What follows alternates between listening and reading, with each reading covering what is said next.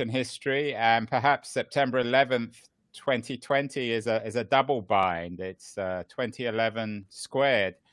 In California, in the Bay Area, we've been living through the apocalypse. I just spoke to someone in Portland. The fires, people are evacuating the city. We had one day this week where day was night, so things are pretty surreal. And actually, Keith, for once, technology grounds us in reality. That was the week of September 11th, 2020, where it seems as if there's a new war forming, not between big tech and the rest of the world, but within big tech itself. Apple versus the rest. Is Apple now the voice of civilization, the voice against surveillance capitalism? They're the ones who have broken from the Google and Facebook and Amazons of the world. Let me just turn off that weird screen first. Things are bubbling up. Apple actually is in the center of so many different things right now. Obviously, the whole thing with Epic, where the CEO of Epic this week tried to get the moral high ground above Apple. But the bigger story is Apple's intent to turn off the unique identifier that identifies a device you're using. So like my iPhone, Mr. Apple, Mr. whoever's in control, you're doing me a favor. I don't want people watching what I'm doing. So they're turning off, it's I forget what it's called now, something like the I actually want to tell you what this is. It's the IDFA identifier, which basically is how they identify a device, and that's how they track you across sites, and they retarget you with really crappy ads. Like you've just bought a pair of shoes and you see the same pair of shoes 8 times that day, even though you've already bought them. So Apple said no more. We're going to block this, and only if consumers turn it back on consciously will you be able to do this. And Facebook is freaking out. And today the Instagram CEO went on CNBC aggressively saying he's going to be lobbying the whole industry to prevent Apple from doing this, so that, in his words, he can continue to serve consumers by serving them relevant ads, in quotes. So that, I have to say, my immediate response to this is why it's taken Apple so long. I've known some senior people in Apple marketing who have often reached out to me because of my work. And I know that Tim Cook has always felt this very strongly, that the difference between Apple is that they're not a data company. They're not selling our data. They're selling products. So why has it taken them so long to be a little bit more explicit and actually declare war against the surveillance capitalist players, the other ones? I don't know why it's taken them so long, but you're right. This is fundamentalism.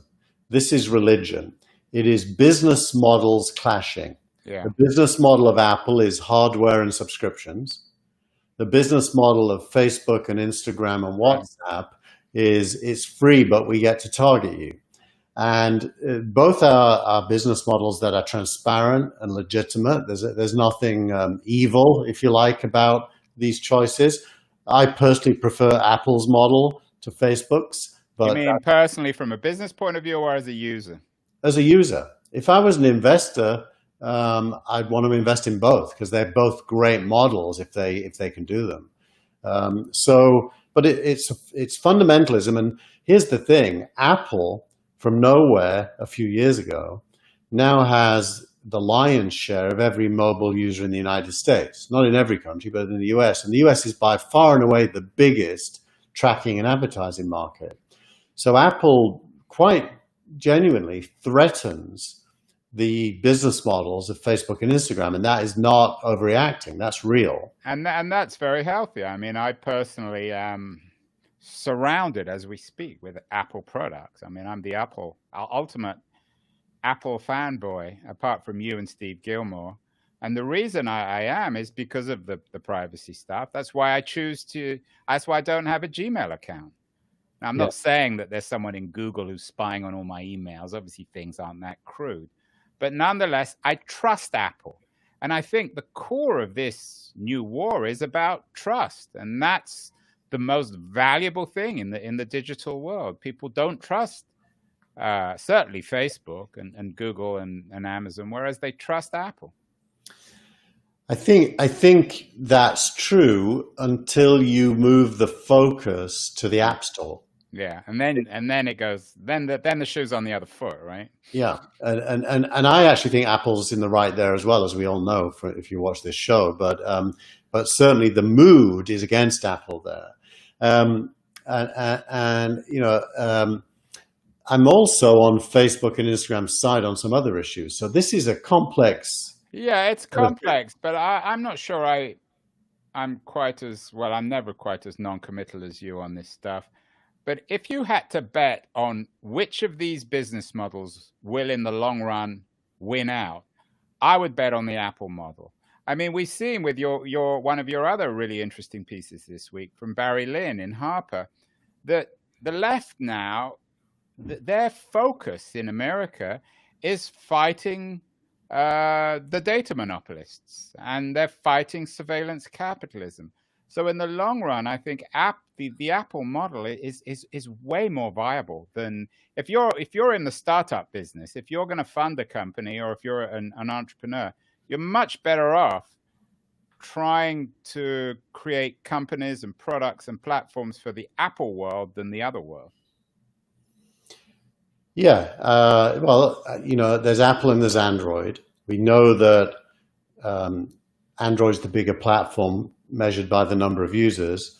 Apple is vastly the bigger measured by the amount of revenue. What they're talking about in Harper's is a little bit different. They are complaining about the performance of Facebook, Google, and Amazon on all of these platforms, and saying that it is an extortion racket. And they go back in the history of civilization, basically, and they depict Bezos and Larry and Sergey and Zuckerberg as the new lords, and we are all the serfs. And they're having us basically work for nothing, contributing our time to them so they can make money. This is not.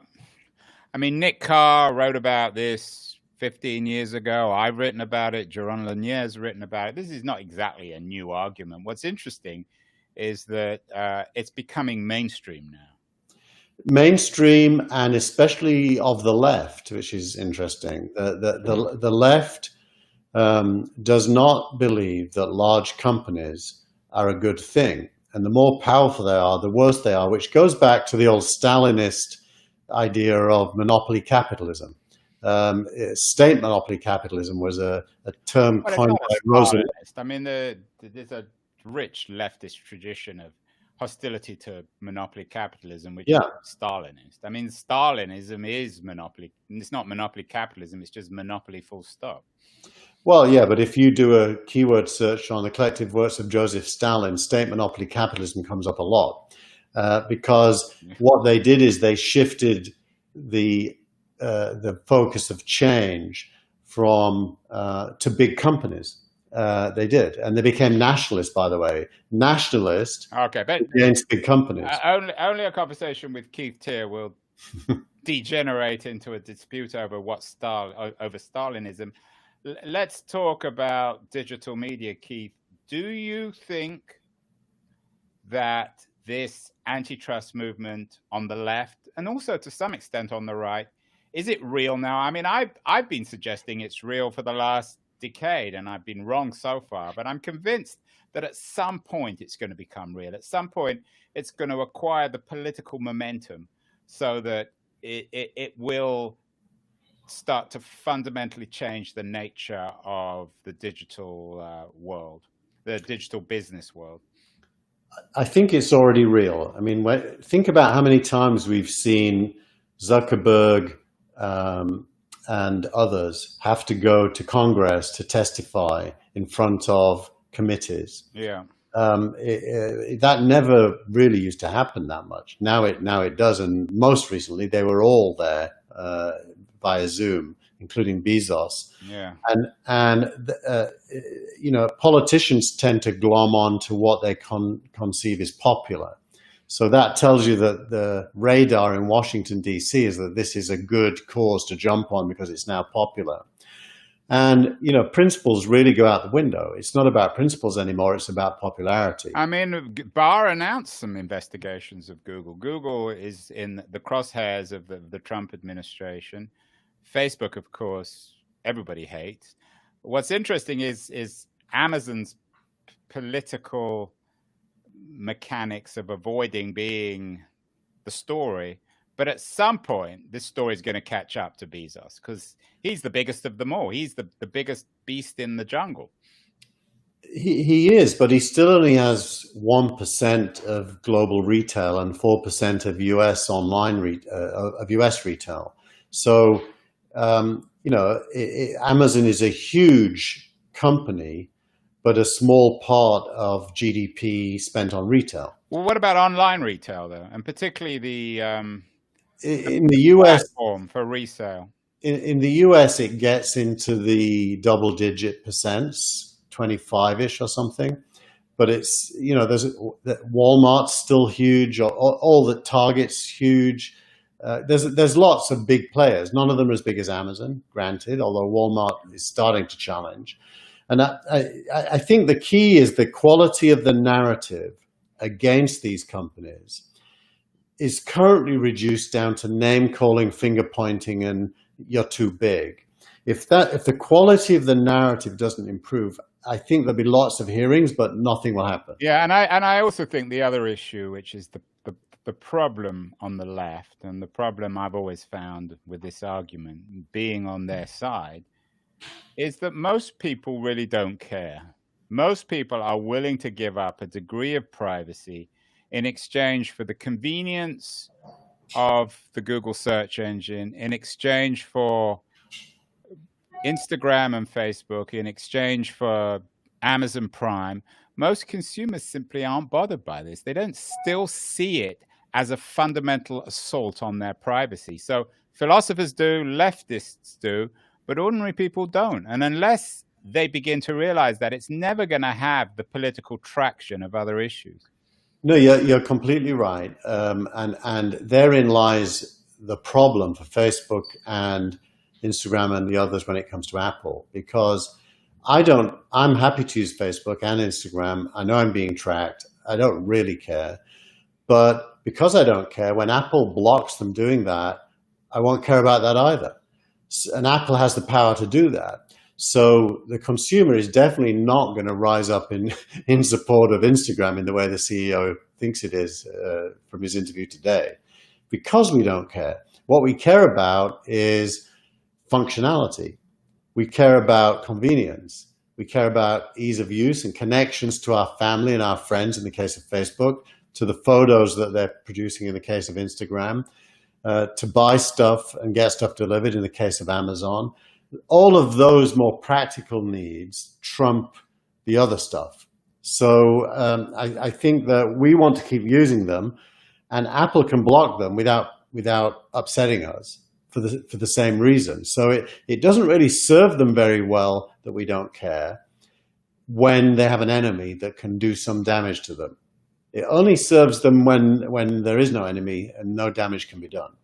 Well, last week was also a particularly surreal one outside the climate crisis in the Bay Area and on the West Coast generally. One of the more surreal narratives of last week were the wild fluctuations in the stock market.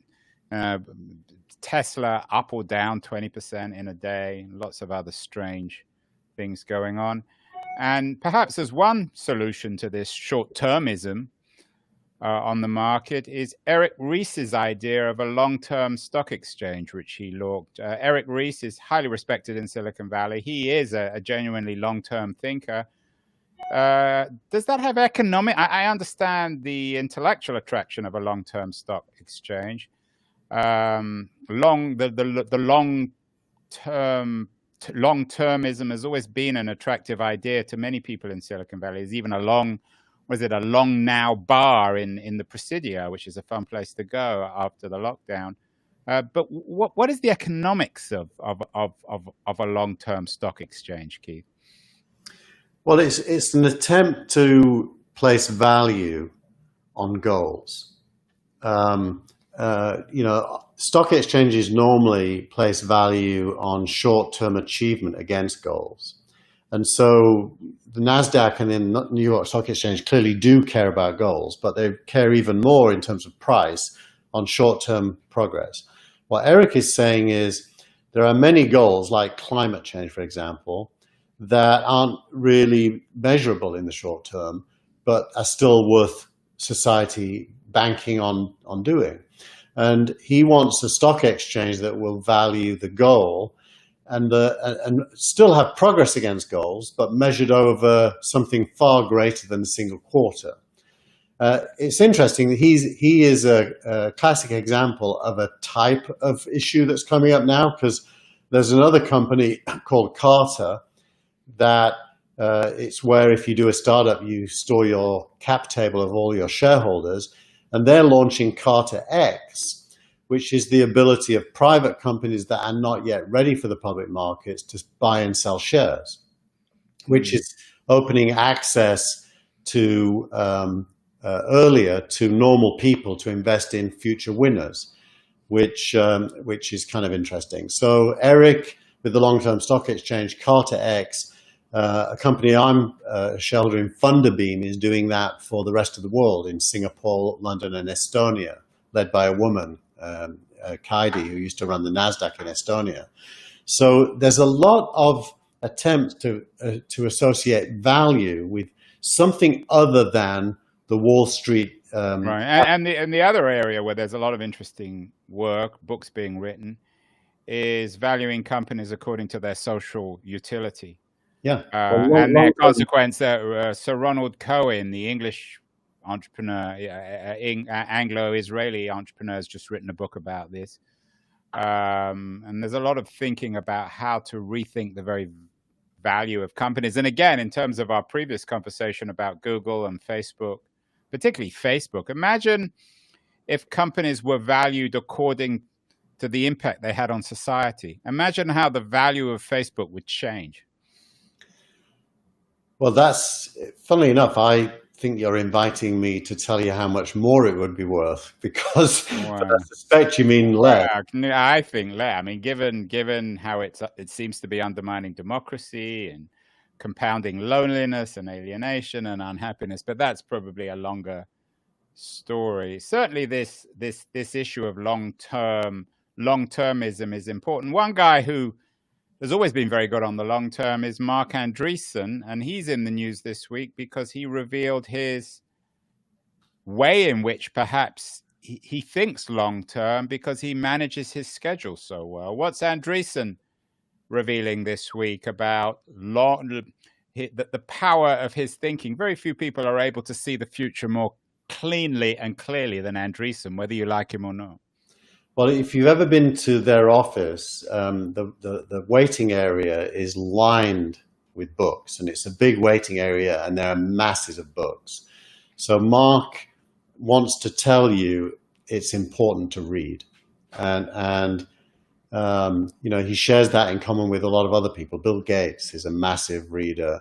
Bezos, I think, as well. Doesn't he require everyone to write half a novel before they present in meetings? He definitely wants it to be thought through. So, what Andreessen is saying is, if your day is taken up with meeting after meeting after meeting, wall to wall, you have no space to think, you have no space to read.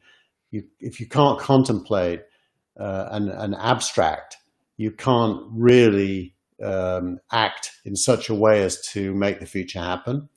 And so his whole focus here, and it's an interview, by the way, with him. It's not something he wrote. He's basically explaining how he carves up his time to be effective at what he does. And he also makes the point that it fails, that he drowns in meetings Yeah. every now and then, and has to reset and go back to carving out time. I do that, by the way. I mean, every morning I read.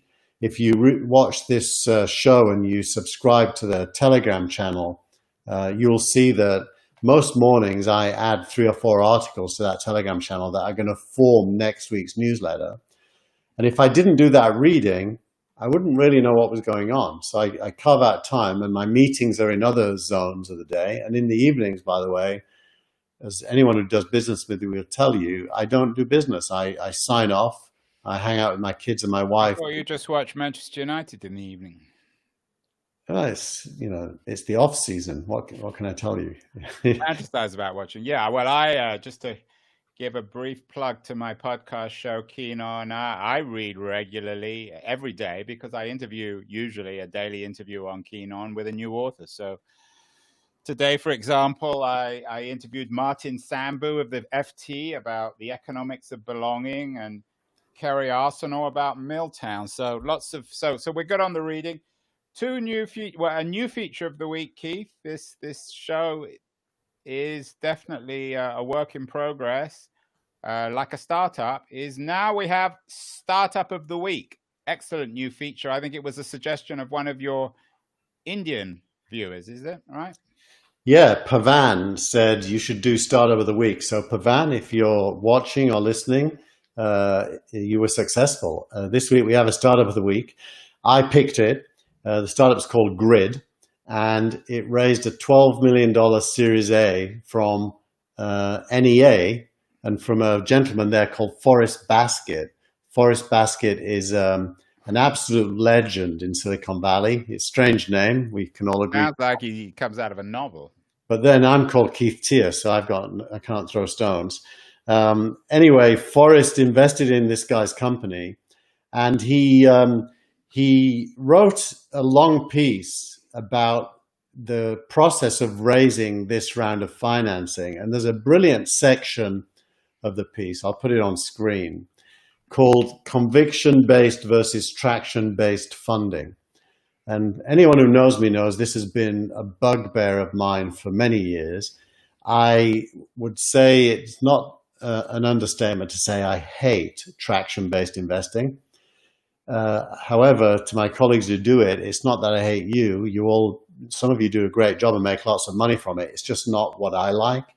And I don't like it because it takes all the imagination and historical thinking out of picking startups. Conviction-based investing, on the other hand, forces you to have a belief in what the future might look like and put money behind it before the traction is there. And I prefer that. And this guy is saying that Forrest Baskett is a conviction-based investor and that he failed to get anyone else to agree to fund him. But Forrest Baskett did. He also makes the point that conviction-based investing is almost entirely larger funds, which is because they have more freedom to think. Going back to Andreessen's point about isn't angel investing, I mean, early stage by definition, conviction, because nobody has any traction when there's just a guy in a garage. Yeah, absolutely right. Angels are almost always, well, business angels are a different class. They tend to just be looking for money, but proper angels, people like Ron Conway, a super angel, or Scott Bannister and Cyan Bannister, who invest together, or Elad Gil, these people are conviction-based investors. And it's a wonderful thing because you get to try to figure out the future from the present. And what's more fun than that? And to put money behind it. So if you win, you do very, very well. Today I'm about to sign an agreement to become the head of corporate development at Infarm as a part-time role. And Infarm I bet on 5 years ago. And today it's worth somewhere between €500 million and €1 billion. And it's not the money side, but it's just fantastic to have seen that potential and then watch it evolve and come to life. There's nothing better. If I'd have waited till now, when Infarm's revenues have reached a certain amount, I wouldn't have been able to do as well from investing in it. Yeah, but you will admit that you you only talk about your victories. We don't hear about all the money you wasted on stuff that you thought was going to turn out to be good, that you had some instinct and there was a disaster and you lost all your money. So it's not for the... Andrew, you're wrong. You're wrong. I did a panel for the Stanford graduating school, business class school, on failure, and I went through all my failures. Okay, so very briefly, Keith, what was the dumbest investment you ever made? The dumbest investment I ever made was putting my own money into real names. Was that conviction or traction? It was obsession. Certainly wasn't traction. That's the third thing. Yeah, it was obsession. And because a founder should never put their own money into their company. If they can't get a third party to do it, you probably haven't got a good idea. Well, speaking about putting money into companies, your tweet of the week is not about conviction versus traction, but about the logistics of writing checks for startups. So perhaps you can put the tweet of the week up. Let's put it up because it's a good one. The tweet of the week is, I'll read it. I could be wrong, but if you're an angel investor who has the means to write a lot of checks, don't drag a pre-seed founder through a Series A level due diligence for a $1,000 investment.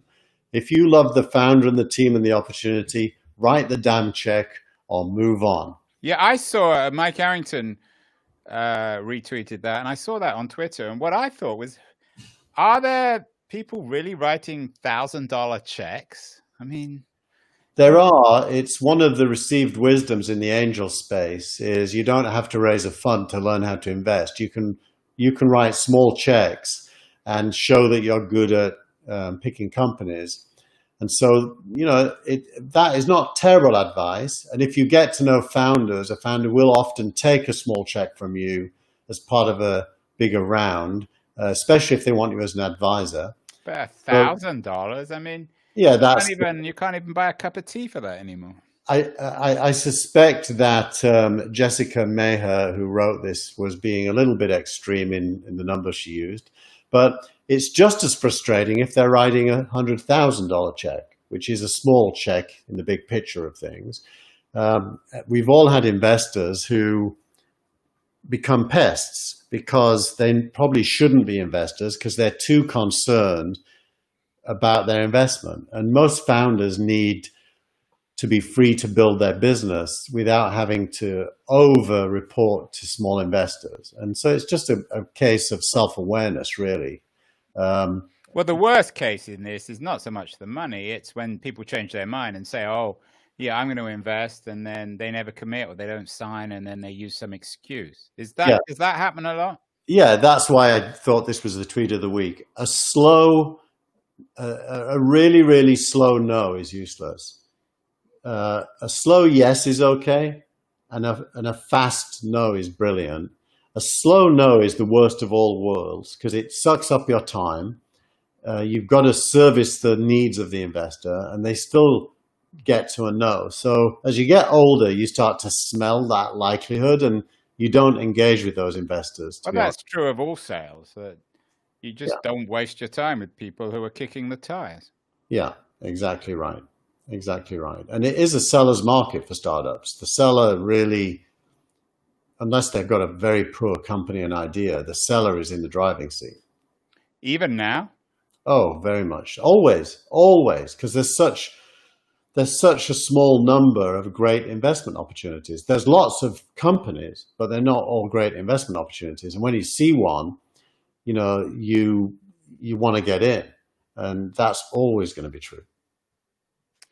Well, that was the week that was of September, the week ending September 11th, 2020. It's been a strange year. It's going to get even stranger, I think, with the election coming up. But I think this was the week that tech at least grounded us in something, a week where the sun disappeared quite literally in San Francisco on Wednesday, and where I hope the fires are going to be out for next week when we talk again.